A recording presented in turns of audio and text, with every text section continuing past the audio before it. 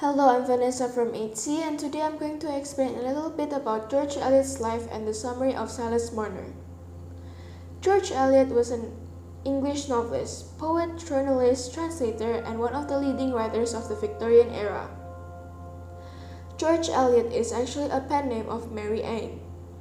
Her works are known for their realism, psychology insight, sense of places, and detailed depiction of the countryside. At that time, females were treated differently.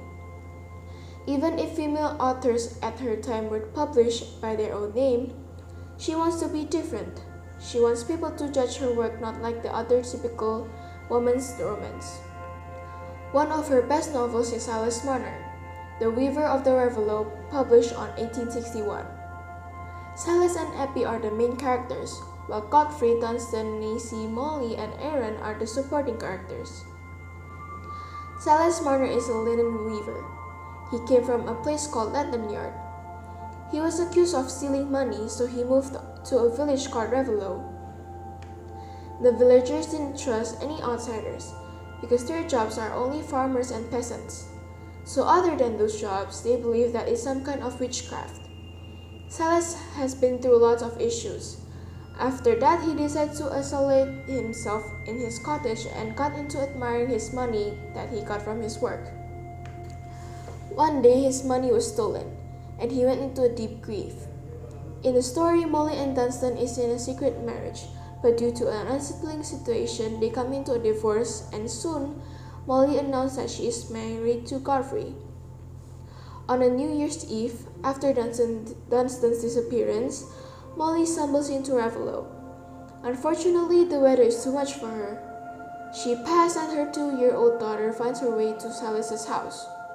Silas raised a little girl and named her Eppie. She grew up to be the most loved person in the village.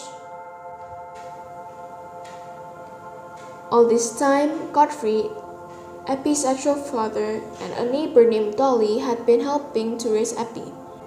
Eventually, Godfrey confessed about Molly to Eppie and Nancy, his now wife. Since they don't have a child, he offered Eppie to live with them, but she refused. She wants to live with Silas instead. The story ends with a happy marriage of Eppie and Aaron. The couple moved to Silas' house and live happily. The novel is basically talking about the life of Silas Marner and the ups and downs he got through. I find the story confusing. There are so many plots. Also, there are too many characters, and it's hard to keep track of. Even so, George Eliot's Silas Marner is a total masterpiece. The novel changes the way we think about people and strengthens people's faith with the power of love in many kinds of ways. I think that's it for my explanation and critiques. Thank you for listening.